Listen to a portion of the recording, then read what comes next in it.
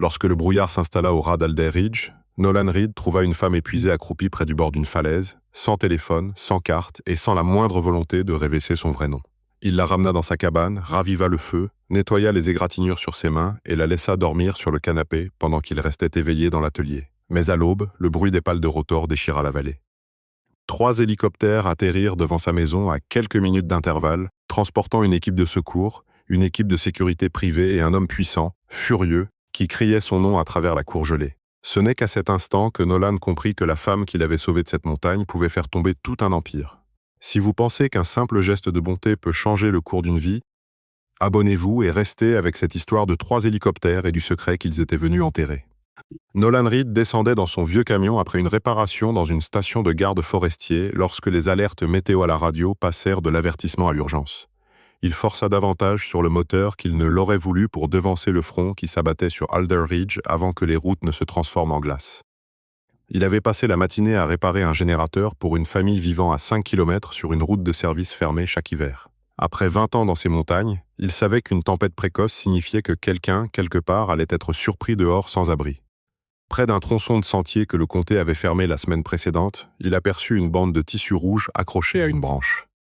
Elle flottait assez fort pour attirer son regard même à travers le pare-brise, et quelque chose dans sa position lui indiquait qu'elle n'était pas arrivée là naturellement. Il gara son camion sur le bas-côté et descendit dans un air qui sentait déjà la neige. Il suivit des empreintes qui quittaient le sentier balisé en direction d'une pente qu'il n'aurait jamais empruntée sans corde ni assez de lumière. Les traces étaient peu profondes et irrégulières. Leur foulée se raccourcissait au fil du chemin, preuve que leur auteur était déjà fatigué, déjà frigorifié et commençait à commettre ces petites erreurs qui deviennent de grandes catastrophes dans une montagne pareille. Il laissa son camion là où il était et se mit à marcher, se disant qu'il avait peut-être 2 heures avant que la lumière et la température ne se retournent contre lui. Il la trouva près du bord d'un précipice, un bras autour de ses genoux et l'autre pressé contre une cheville qui avait clairement subi un mauvais mouvement. Sa veste était trempée et son téléphone fissuré d'une manière qui suggérait qu'il avait été jeté ou lâché, plutôt que simplement abîmé par le froid. Elle était alerte et suivait chacun de ses mouvements des yeux. La méfiance avec laquelle elle se tenait n'avait rien à voir avec sa cheville, comme si une autre partie d'elle-même calculait silencieusement si cet inconnu était un secours ou un nouveau danger. Elle lui dit s'appeler Vivian Shaw et avoir été séparée d'un groupe de randonneurs plus tôt dans la matinée. Mais Nolan avait passé suffisamment d'années à analyser les défaillances des machines et des gens pour reconnaître une histoire trouée. Sa veste coûtait plus cher que la mensualité de crédit immobilier de la plupart des gens, ses chaussures semblaient presque neuves, et elle n'avait ni sac, ni nourriture, ni rien de ce qu'une personne préparant réellement une randonnée dans ce terrain aurait emporté. Une bande de peau pâle et intacte entourait son poignet, là où un appareil avait été attaché jusqu'à très récemment. Toutes les quelques minutes, sa main dérivait vers la poche intérieure de sa veste, comme quelqu'un vérifiant un objet qu'il ne pouvait pas se permettre de perdre. Nolan choisit de ne pas insister. Il avait appris depuis longtemps que les gens expliquaient rarement les choses honnêtement tant qu'ils avaient encore peur. Il lui dit simplement que s'il restait sur cette pente après la tombée de la nuit, aucun des deux ne redescendrait vivant. La pluie se transforma en neige mouillée tandis qu'il regagnait le sentier. Nolan utilisa une corde de son sac pour la stabiliser sur une portion de rocher instable où un faux pas les aurait fait glisser tous les deux. Elle tenta d'abord de cacher à quel point sa cheville la faisait souffrir, serrant les dents et suivant son rythme comme si admettre la douleur lui coûterait quelque chose. Nolan lui dit alors, sans dureté dans la voix, que l'orgueil ne gardait pas un corps au chaud lorsque le soleil se couchait sur une montagne comme celle-ci. Cette honnêteté simple et tranquille sembla l'atteindre davantage que la compassion ne l'aurait fait. Pendant le reste de la marche, elle suivit ses instructions sans discuter et le laissa choisir le chemin plus sûr, plus lent, même lorsqu'il faisait un détour. Lorsqu'ils atteignirent sa cabane, la neige était devenue sérieuse. La lumière du porche, qu'il avait laissé allumer le matin, était la seule couleur chaude visible à des kilomètres à la ronde. À l'intérieur, la cabane était simple mais soigneusement entretenue. Un poêle à bois encore chargé depuis le matin, un générateur de secours qui ronronnait dans une remise derrière la maison et un petit atelier près de la cuisine, encombré d'outils, de radios et de réparations inachevées. Il lui donna des vêtements secs ayant appartenu à sa fille avant son départ à l'université, réchauffa une soupe et nettoya les égratignures autour de sa cheville avec la même patience qu'il mettait à réparer un moteur en panne. Il garda ses distances toute la soirée, lui offrant le canapé près du feu, tandis qu'il s'installait dans l'atelier avec une couverture et le faible grésillement d'une radio météo. Plus tard, alors qu'il rapprochait sa veste mouillée du poêle pour la faire sécher, quelque chose glissa d'une poche intérieure et tomba doucement sur le sol. C'était un petit appareil, fissuré sur un côté. Sur son boîtier étaient gravées 2 ailes argentées que Nolan reconnut immédiatement. car il avait vu cet emblème chaque jour de sa vie, à une époque où il avait une toute autre signification pour lui. Nolan ne lui dit pas qu'il reconnaissait le symbole. Pas encore. Il posa soigneusement l'appareil sur la table et lui demanda, d'un ton plus curieux qu'accusateur, si quelqu'un la cherchait cette nuit-là. Elle répondit honnêtement que quelqu'un le faisait presque certainement, mais admit ne pas savoir lequel d'entre eux arriverait le premier. La précision étrange de cette réponse indiqua à Nolan qu'elle n'était pas une simple randonneuse perdue. Elle fuyait quelque chose de bien plus grave qu'une tempête. Il retourna l'appareil dans ses mains et constata que l'humidité avait atteint le circuit imprimé par un joint qui n'aurait jamais dû céder. Un matériau bon marché remplaçait ce qui aurait dû être une couche correctement étanche. À moitié amusée malgré tout, elle lui demanda comment un réparateur vivant seul dans les montagnes pouvait reconnaître un matériel aussi sophistiqué. Nolan répondit seulement qu'il y avait des choses qu'il connaissait très bien autrefois et auxquelles il avait passé beaucoup de temps à essayer de ne plus penser. Il lui dit qu'il pouvait probablement remettre l'appareil en marche, mais que tout signal sortant n'aurait une véritable chance de parvenir à quelqu'un qu'au moment où la météo se dégagerait, vers l'aube. Ils avaient donc encore une longue nuit devant eux.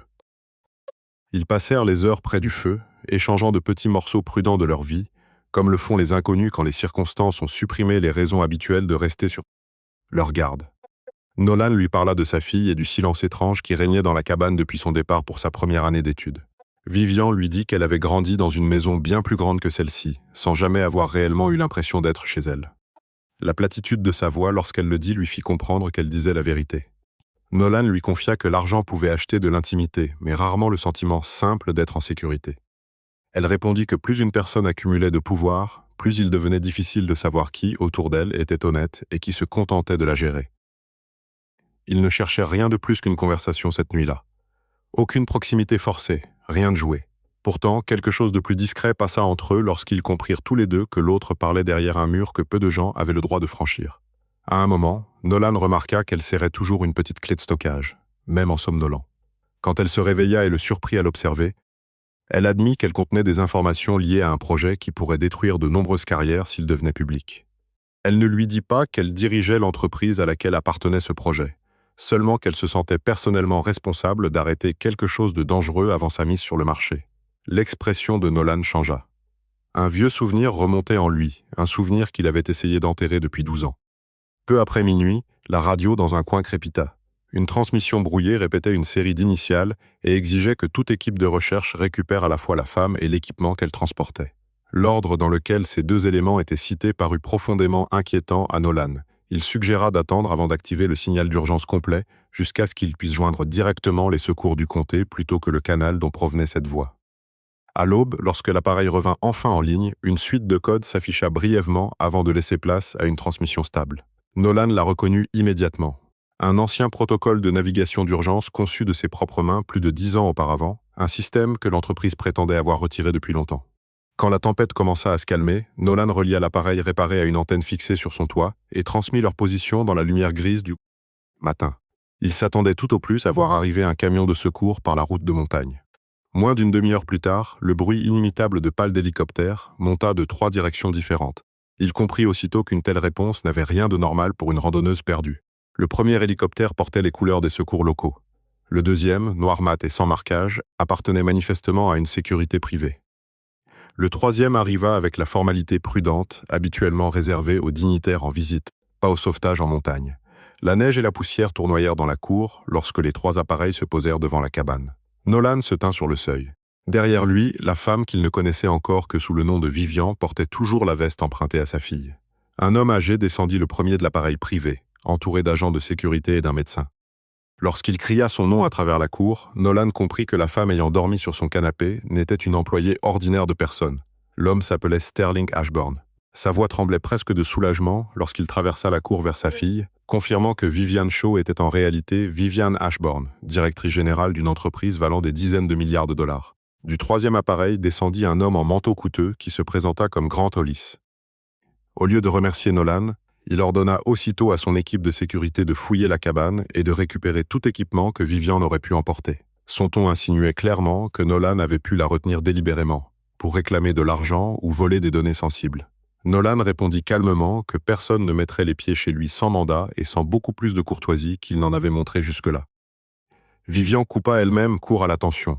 déclarant à tous ceux qui pouvaient l'entendre que cet homme lui avait sauvé la vie et n'avait ignoré qui elle était que jusqu'au moment où l'appareil était tombé de sa veste au milieu de la nuit.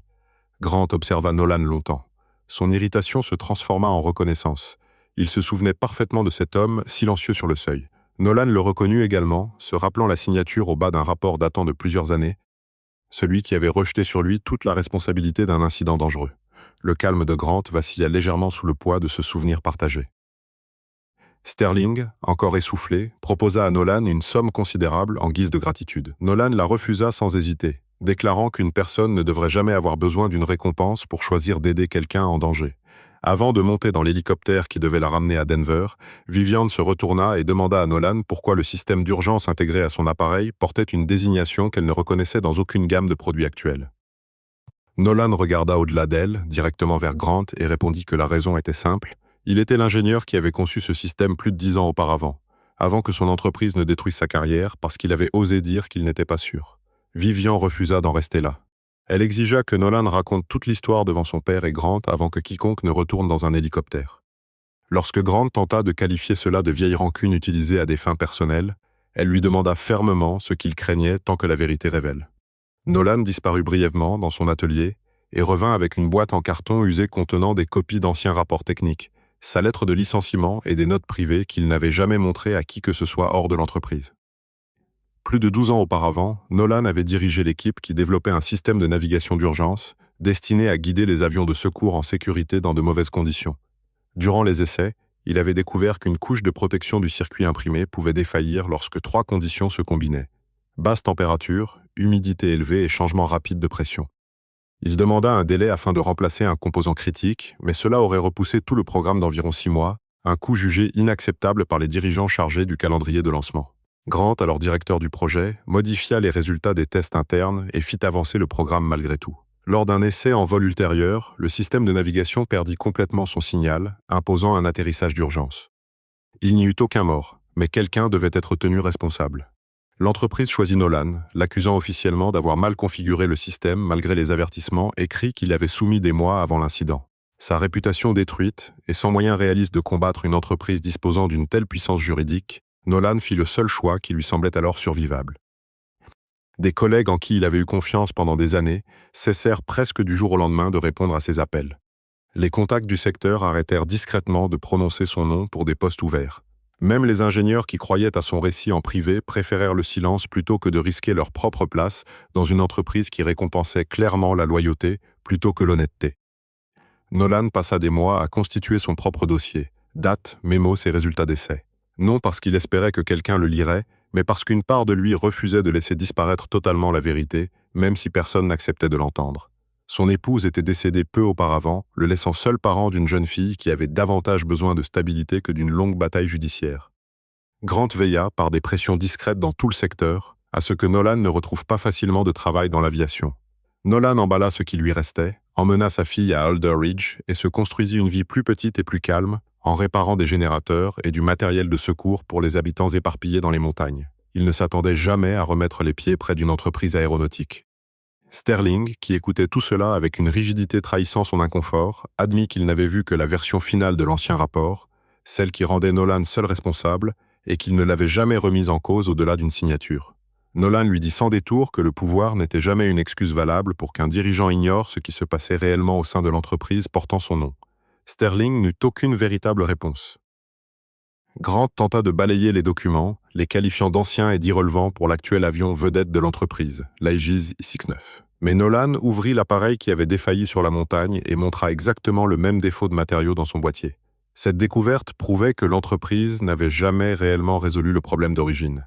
Elle avait simplement renommé le système et continué à utiliser silencieusement la même conception vulnérable sous une autre. Étiquette. Vivian, absorbant tout ce qu'elle venait d'apprendre, ordonna l'arrêt immédiat du lancement public prévu pour l'Aegis 69. Grant l'avertit qu'un tel retard pouvait coûter des milliards, faire chuter la confiance des investisseurs et menacer sa propre position à la tête de l'entreprise. Elle tint bon. Grant révéla alors que le conseil d'administration avait déjà programmé un vote de défiance dans les 72 heures.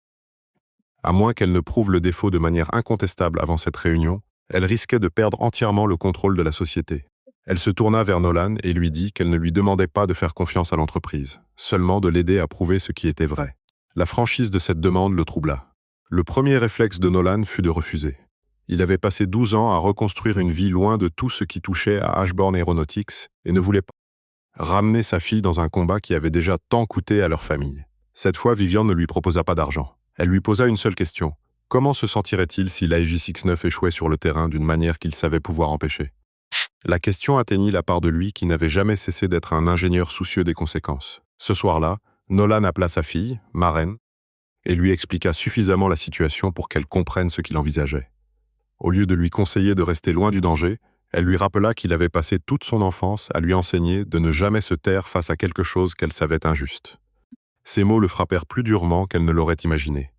Nolan réalisa qu'il avait abandonné son propre principe le jour où il s'était retiré dans ces montagnes au lieu de continuer à se battre. Il accepta d'aider à 3 conditions. Premièrement, toutes les données de sécurité pertinentes devaient être ouvertes à une équipe de contrôle indépendante sans lien avec l'entreprise. Deuxièmement, ni sa fille ni sa vie privée ne devaient être utilisées par la presse. Troisièmement, si le défaut était confirmé, Ashburn devait révéler publiquement toute la vérité au lieu de publier une correction discrète et édulcorée. Vivian accepta chaque condition sans hésiter. Sterling, lui, hésita visiblement sur la troisième, encore plus préoccupé par la protection du nom de famille que par la transparence exigée par sa fille. En examinant de plus près l'appareil défaillant de la montagne, Nolan et Vivian découvrirent que les numéros d'identification de ses composants internes ne correspondaient à aucun document du système officiel d'approvisionnement. Cette anomalie indiquait qu'un fournisseur secondaire avait discrètement remplacé certaines pièces par des modèles moins chers après la certification d'origine. Vivian se souvint que Grant était le seul dirigeant capable d'approuver un changement de fournisseur sans nécessiter sa signature personnelle. Elle contacta en privé Tessa Marlowe, responsable de la sécurité et de la conformité. Tessa révéla que plusieurs jeunes ingénieurs avaient signalé des pannes de signal similaires au cours des années précédentes, avant d'être discrètement réaffectés ou poussés à signer des accords de confidentialité. Par malaise face à l'explication officielle, Tessa avait conservé une copie privée du rapport d'origine de Nolan pendant toutes ces années, convaincu qu'il pourrait un jour redevenir important. En approfondissant les registres d'approvisionnement, le groupe découvrit que Grant n'avait pas simplement réduit les coûts. Pendant des années, il avait secrètement profité de contrats attribués à un fournisseur de composants détenus en partie par un parent par alliance, gagnant ainsi des dizaines de millions de dollars. Avant que toutes les preuves ne puissent être réunies, une version de l'histoire parvint à la presse, suggérant que Nolan avait passé la nuit seul avec la directrice générale, dans des circonstances que les titres se hâtaient de transformer en scandale plutôt qu'en acte héroïque. Grant exploita cette diversion et dirigea son attaque contre la seule chose que Nolan possédait encore et que l'argent ne pourrait jamais lui rendre, sa réputation. Nolan entra dans la tour Ashburn pour la première fois depuis plus de 12 ans. Les employés qui le reconnaissaient à cause de la vague soudaine de gros titres ne connaissaient pour la plupart que la version que Grant avait cultivée pendant des années. Celle d'un ancien ingénieur amer cherchant à profiter du chaos pour son intérêt personnel. Nolan ne portait pas de costume et n'avait aucune accréditation brillante. Il arriva avec une veste de travail propre et une vieille boîte à outils, contraste évident avec les façades de verre et d'acier qui l'entouraient. En passant devant l'étage de test où sa carrière avait autrefois pris fin, il remarqua que quelques ingénieurs plus âgés le reconnaissaient immédiatement. La plupart détournèrent pourtant vite le regard, craignant d'être vus près d'une controverse pouvant leur coûter leur propre emploi. Seul un jeune ingénieur nommé Owen Barrett l'approcha discrètement et lui remit un dossier de données de test officiellement déclaré invalide des années auparavant, des données qu'Owen n'avait jamais réussi à se résoudre à effacer. Pendant ce temps, le conseil d'administration poussait Vivian à remettre simplement ses conclusions et à laisser Grant poursuivre le lancement comme prévu. Sterling conseilla en privé à sa fille de faire un compromis, retarder la divulgation complète tout en maintenant la démonstration afin de rassurer les investisseurs inquiets. Vivian reconnut dans les paroles de son père le même vieux réflexe, protéger l'image de l'entreprise avant de protéger la vérité. Cette fois, elle refusa catégoriquement ce marché. En examinant les registres de tests certifiés, Nolan découvrit que tous les essais officiels de l'AJ-69 avaient été réalisés uniquement dans des conditions sèches et tempérées. Tous les essais menés dans des environnements froids et humides avaient été discrètement reclassés comme invalables sur le plan procédural et retirés du rapport final. Il recréa lui-même ces conditions sur un banc d'essai. En quelques minutes, le système de navigation perdit entièrement son signal, confirmant exactement ce qu'il avait signalé plus de 10 ans plus tôt. Grant répliqua que le montage de tests improvisés de Nolan n'avait aucune certification officielle et ne pourrait donc jamais être présenté de manière crédible au conseil. Il demanda une rencontre privée à Nolan et lui offrit de restaurer complètement sa réputation professionnelle, une importante indemnité financière et un fonds d'études à vie pour sa fille, à condition qu'il accepte simplement de revenir sur ses conclusions. Nolan lui posa une seule question. Grant pouvait-il personnellement garantir que chaque pilote qui volerait un jour dans un AJ-69 rentrerait sain et sauf chez lui? Grant ne répond pas. Nolan refusa l'offre sans la moindre hésitation. En observant tout cela, Vivian ressentit une culpabilité croissante d'avoir ramené Nolan dans l'entreprise qui lui avait déjà tant pris. Il lui dit clairement qu'elle n'était pas responsable de l'injustice d'origine, mais qu'elle en deviendrait complice si elle choisissait maintenant le silence alors que la vérité se trouvait devant elle. Cette franchise l'atteignit profondément et, d'une manière étrange, lui inspira plus de respect pour lui que presque n'importe qui dans sa vie professionnelle. Tard dans la nuit, Tessa découvrit que Grant avait discrètement modifié le programme du lendemain. Ce qui devait être une simple présentation statique devenait une démonstration en vol devant le conseil au complet et une salle remplie de journalistes. Si le vol se déroulait sans incident, tous les avertissements de Nolan seraient publiquement rejetés comme la vengeance d'un homme amer. Mais si le système défaillait dans les airs au-dessus d'une foule, les conséquences dépasseraient de très loin tout ce qu'un communiqué de presse pourrait réparer. Grant lança une campagne médiatique coordonnée à partir d'images sélectivement montées des caméras embarquées de l'hélicoptère. Nolan y apparaissait comme s'il avait activement empêché l'équipe de secours d'atteindre Vivian. Plusieurs médias demandèrent pourquoi il avait gardé la directrice générale dans sa cabane toute une nuit, et pourquoi du matériel de l'entreprise avait été démonté dans l'atelier privé d'un inconnu avant d'être vu par une autorité officielle. En quelques jours, Nolan fut publiquement décrit comme un ancien employé mécontent à la recherche d'un paiement, un homme ayant peut-être trafiqué l'appareil de navigation avant de prétendre l'avoir réparé. Pire encore, certains insinuèrent qu'il avait exploité la détresse d'une riche inconnue pour obtenir un accès personnel à elle. Vivian tint sa propre conférence de presse. Elle déclara clairement, sans réserve, que Nolan ignorait qui elle était lorsqu'il l'avait trouvée et qu'il avait été seul à réparer l'équipement défaillant, soigner ses blessures et contacter les autorités dès que les conditions l'avaient permis. Grant détourna sa défense publique en une nouvelle accusation, suggérant que sa proximité avec Nolan l'empêchait désormais d'évaluer l'affaire avec une véritable objectivité. Craignant que l'attention médiatique finisse par atteindre Maren, Nolan commença à préparer son départ de Denver. Il prévoyait de remettre tous les documents restants à Tessa et de se retirer complètement du combat. Vivian ne tenta pas de le retenir. Elle lui dit doucement qu'elle regrettait d'avoir laissé le chaos de sa famille envahir la vie qu'il avait travaillé si dur à reconstruire. À cet instant, Nolan comprit qu'elle comptait entrer seule dans la réunion à venir du conseil, sachant parfaitement qu'elle pourrait perdre l'entreprise dans tous les cas. Maren apparut brièvement à ce moment-là.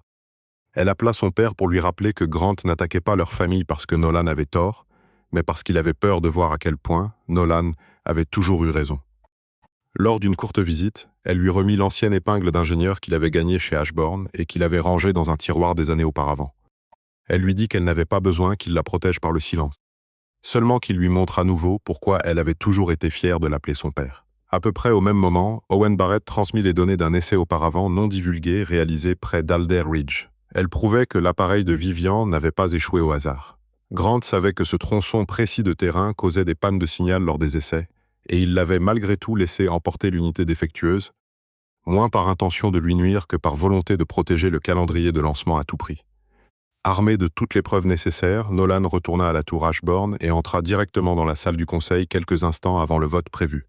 Il posa l'appareil de navigation brûlé et défaillant sur la table polie, devant tous les présents.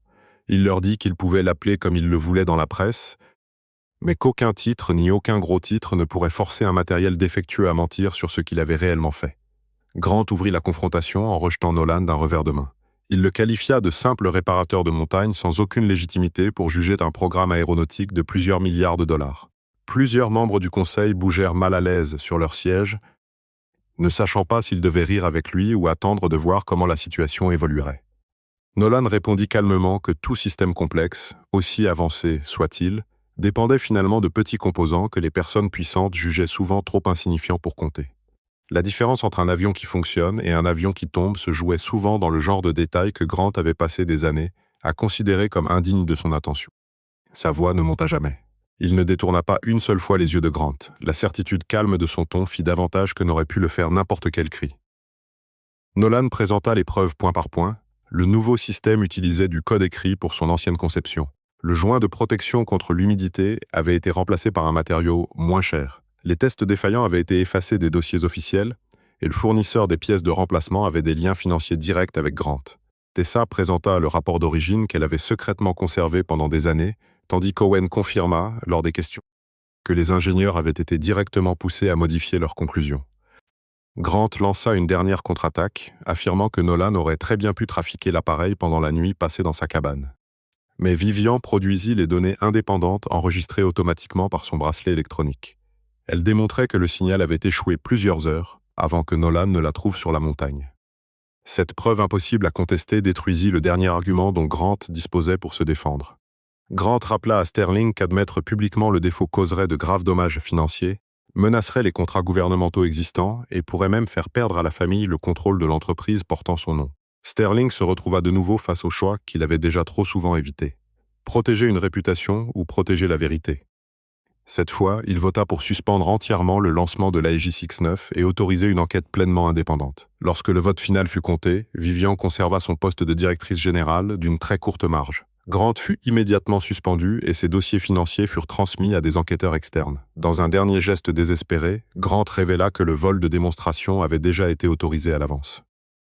Un pilote attendait actuellement à l'aérodrome d'essai, mais l'annulation exigeait désormais un code de confirmation direct que seule la directrice générale pouvait émettre en personne. Vivian et Nolan se précipitèrent ensemble vers l'aérodrome. Alors que leur hélicoptère traversait la ville, une pluie froide commença à tomber sur Denver, exactement la combinaison de conditions capable de priver l'Aegis X9 de son signal de navigation. Quand l'hélicoptère de Vivian atteignit l'aérodrome, l'Aegis X9 avait déjà ses moteurs en marche, devant des centaines d'invités et de journalistes. Grant avait dit à l'équipage de vol que le jugement de Vivian avait été compromis par un ancien employé cherchant sa revanche. À partir des données météo disponibles, Nolan calcula rapidement qu'une fois l'appareil à son altitude prévue de démonstration, l'humidité risquerait de se condenser dans l'unité de navigation, exactement comme dans l'appareil de la montagne. La panne ne ferait pas forcément tomber l'avion, mais elle pourrait facilement lui faire perdre son orientation et l'obliger à un atterrissage d'urgence au milieu d'un aérodrome bondé. Vivian ordonna immédiatement l'annulation du vol, mais le coordinateur principal des essais insista, il ne pouvait immobiliser l'appareil sans le code de confirmation saisi en personne. Plutôt que de perdre de précieuses minutes en discussion, Vivian s'avança devant les journalistes rassemblés et déclara sans hésitation que le produit phare de sa propre entreprise n'était pas encore sûr pour voler. Cet aveu pouvait faire chuter la valeur de l'entreprise en bourse, mais elle assuma cette responsabilité sans trembler. Quelques instants plus tard, Sterling transmit lui-même le code de confirmation final. Les moteurs furent coupés quelques secondes, seulement avant que l'avion ne quitte le sol. Pour lever le moindre doute restant, Nolan proposa de faire passer le même système de navigation dans une simulation au sol reproduisant exactement les conditions que l'avion aurait rencontrées dans les airs. En quelques minutes, l'écran perdit complètement son signal alors que l'appareil n'avait jamais quitté le tarmac. La panne se produisit sous les yeux des journalistes et des membres du conseil. Face à cette démonstration irréfutable, Grant n'avait plus aucun moyen de rejeter la responsabilité sur Nolan. Sterling se plaça devant la foule et confirma officiellement que le rapport déposé par Nolan plus de 12 ans auparavant était exact depuis le début. L'entreprise rétablit publiquement sa réputation professionnelle et reconnut que son licenciement d'origine avait été injuste. Nolan ne célébra pas. Il regarda l'avion immobilisé en silence et fit simplement remarquer que tous les présents avaient eu la chance que la vérité arrive avant qu'il ne soit trop tard pour qu'elle compte. Plus tard dans la journée, Vivian lui proposa le poste nouvellement créé de directeur de la sécurité pour toute l'entreprise. Nolan ne répondit pas immédiatement. Il regarda au loin la silhouette d'Alder Ridge, les mêmes montagnes où une nuit imprévue les avait forcés tous deux à affronter ce qu'ils avaient passé des années à éviter. Dans les semaines qui suivirent, Ashbourne Aeronautics rappela volontairement toutes les unités de navigation concernées et indemnisa chaque opérateur dont les appareils étaient équipés du système défectueux. L'entreprise absorba une perte financière importante à court terme afin d'éviter un désastre bien plus grave. Grant fut officiellement écarté de l'entreprise et renvoyé devant les enquêteurs pour des accusations liées à la fraude contractuelle, à la falsification de données de sécurité et à des années de conflits d'intérêts financiers dissimulés. Sa chute ne prit pas la forme dramatique d'une confrontation physique. Ce fut plutôt le démantèlement silencieux d'un homme dont l'influence dépendait entièrement de la peur des autres à parler contre lui. Nolan accepta de revenir dans l'entreprise, mais refusa fermement le titre plus prestigieux que Grant lui avait autrefois fait miroiter. Il exigea à la place la création d'une division de sécurité indépendante ayant le pouvoir d'arrêter n'importe quel projet, même contre l'objection directe de la directrice générale elle-même. Il exigea également des protections officielles pour tout employé signalant à l'avenir un problème de sécurité, la divulgation complète et publique des résultats de tests, le rétablissement de la réputation professionnelle de chaque ingénieur auparavant puni pour avoir dit la vérité, ainsi qu'un nouveau programme de formation destiné aux anciens combattants, aux parents célibataires et aux anciens sauveteurs souhaitant entrer dans le domaine de l'aviation. Vivian accepta toutes ces conditions sans discuter. Sterling, lors d'une conversation privée avec Nolan, sans caméra ni avocat, lui présenta des excuses sans règlement financier ni justification pour les accompagner. Il admit que son plus grand échec n'avait pas seulement été d'avoir trop fait confiance à Grant, mais d'avoir construit une organisation dans laquelle les employés avaient fini par avoir trop peur de lui transmettre directement les vérités difficiles. Nolan accepta les excuses avec prudence. Il dit à Sterling que le pardon devrait se prouver par ce qu'il choisirait de faire ensuite, et non simplement par des mots prononcés une fois le danger passé. Sterling hocha lentement la tête, comme si le poids de cette phrase était plus lourd que tout ce qu'un avocat ou un titre de presse lui avait lancé depuis des années. Pour la première fois depuis le retour de Nolan dans la tour, celui-ci vit sur le visage de l'homme âgé quelque chose qui ressemblait à une véritable humilité, et non à une expression soigneusement contrôlée pour produire un effet. Dans les mois suivants, Sterling tint parole par de petites actions constantes dont aucun communiqué de presse ne parla. Il finança discrètement le nouveau programme de formation avec ses propres fonds et refusa d'en recevoir le moindre crédit public. Au fil des mois, Nolan et Vivian ne se précipitèrent pas vers ce qui aurait ressemblé à une relation publique. Ils choisirent plutôt de passer de longues périodes à travailler côte à côte, à être en désaccord sur des décisions difficiles et à bâtir lentement une confiance qu'aucun des deux ne s'attendait à retrouver. Vivian commença à se rendre occasionnellement à Alder Ridge sans escorte de sécurité. Nolan, de son côté, se surprit à la voir moins comme la dirigeante d'une immense entreprise que comme une femme essayant discrètement de réparer les dégâts causés par l'héritage de sa famille.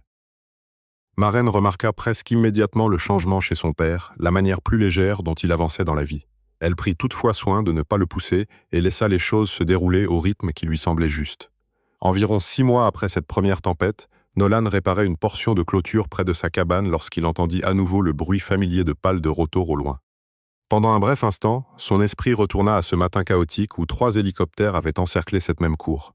Cette fois, un seul appareil descendit vers la clairière. Vivian en sortit vêtue d'un véritable équipement de randonnée, portant 2 cafés et arborant un petit sourire tranquille. Elle lui dit qu'elle voulait marcher sur le même sentier où elle s'était perdue la première fois. Sauf que cette fois, elle avait une vraie carte, un appareil de navigation soigneusement testé et un guide en qui elle avait réellement confiance. Avec une pointe d'humour sec, Nolan lui demanda si elle arrivait aujourd'hui comme directrice générale d'une grande entreprise ou simplement comme une cliente ayant besoin d'indications. Vivian répondit qu'elle était venue comme la femme qu'il avait autrefois sauvée, avant même de savoir qui elle était réellement. Nolan verrouilla la porte de son atelier et marcha à ses côtés vers le départ du sentier. Ils s'avancèrent naturellement ensemble dans l'air froid du matin. Cette première nuit, des mois auparavant, il avait tiré une inconnue du flanc d'une montagne sans connaître son nom ni sa fortune, sans rien demander en échange sinon qu'elle soit en sécurité, en choisissant finalement de croire à la vérité qu'il lui avait offerte plutôt qu'à la version confortable que tout le monde autour d'elle préférait. Croire, Vivian avait discrètement aidé Nolan à retrouver une part de lui-même que le poids du pouvoir de sa famille lui avait autrefois arraché, sans que l'un ou l'autre ne s'en rende compte. Très haut au-dessus d'Alder Ridge ce matin-là, aucun hélicoptère ne tournait dans le ciel. Il n'y avait ni équipe de sécurité ni caméra attendant de capturer l'instant. Il n'y avait que 2 personnes marchant ensemble sur un sentier familier et, pour la première fois de leur vie, aucune des deux n'était perdue.